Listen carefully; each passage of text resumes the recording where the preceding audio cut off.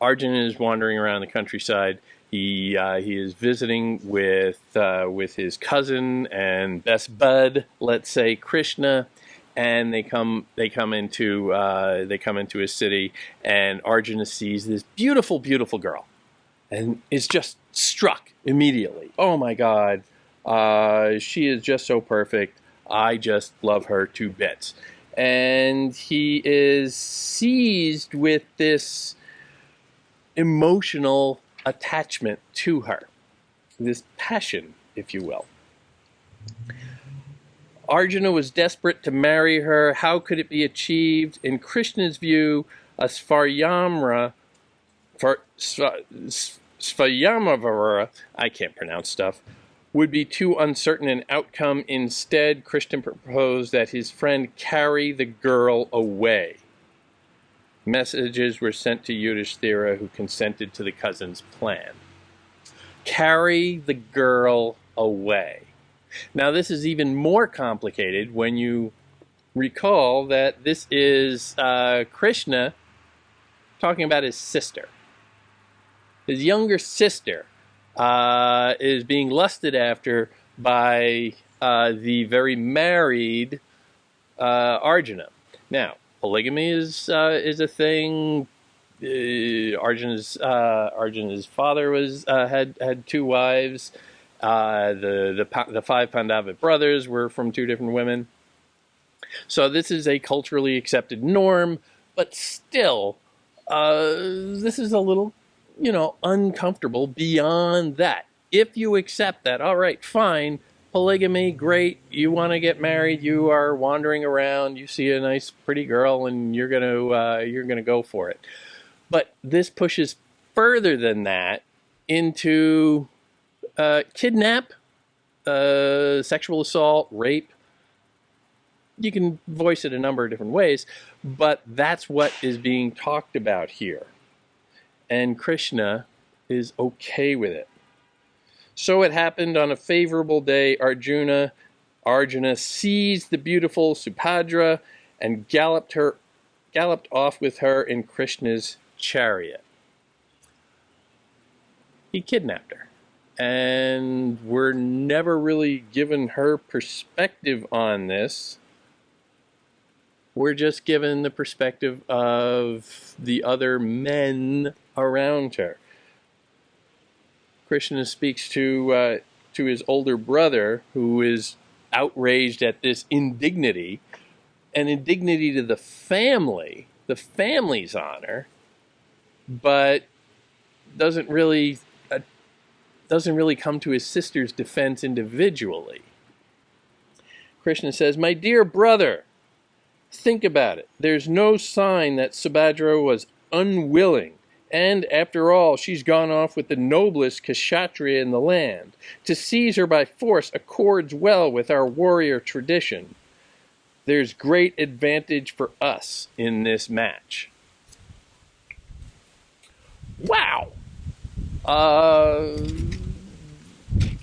That's, inappropriate, certainly. That's pushing it even for a very more licentious ancient era, let's say. And the reaction of Krishna is just thinking of it in terms of the outcome. It's good for us. Whether or not the action is right or wrong, it is good for us in the long run. The assault is just not worth considering. It's only the outcome, the social outcome, that the family will be honored to have its daughter, Subhadra, married to this great hero, this great prince, and nothing else matters.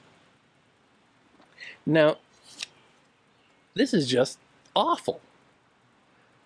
The next day, the couple was escorted back, and with the blessing of her family, Subhadra, lovely Yadava princess, was married to the Bharata prince, Arjuna. The people of Dvarka were delighted to have their princess joined in matrimony to such a legendary kshatriya. This is just being presented very matter-of-factly. There's not a lot there. Well, there's no interiority to Subhadra's reaction to any of this. She is just another element that is thrown into this story completely without any value of her own. When she gets brought home with Arjuna to his brothers and Draupadi, the only concern that everybody seems to have is that the old wife will resent the new one. But how would Draupadi, adored princess of Panchala, called the most beautiful woman in the world, how would the fiery queen of the Pandavas receive Subhadra? So this whole episode is really just a problem of the politics of wives, the politics of domestic harmony, and really a kind of leering concern with the shrewish older wife accepting the new younger one. And behind that is also, a little bit of you get the sense of a whispered worry that, they're going to get into some kind of a cat fight. And it's going to be lurid and unseemly. It's like, women. They can't just get along. Why are they always the problem? That's what's being said here. That's what's being projected here. The problem here is not that this girl was abducted and raped and then, married kind of matter-of-factly, dragged back to her new home and made to live with this other wife. The problem is that, they're just going to make a big deal about it. And the older wife is just going to be a nag. She's going to be a shrew. And she's going to make life difficult because that's what she does. And by she, since she's the only one speaking here, she's the representative of all women. And I think we are being invited to consider whether or not this is a realistic way to expect people to behave. I think we are being invited to consider, for royal princes of the time even, what is the lesson here? What is the point of conflict that needs to be unpacked? Is it just that, when you find a new wife, you got to be very careful in the way you introduce her to your old wife? Well, maybe. But in tap dancing around those figures, in tap dancing around those two women, are you validating their opinions at all? The Pandavas are busy princes. They have lots going on. Do they really need to be bothered with all of this woman stuff? Or is that what they should be bothered with? Should they think about these things beforehand rather than just subjecting people to their decisions? Is the unpeeling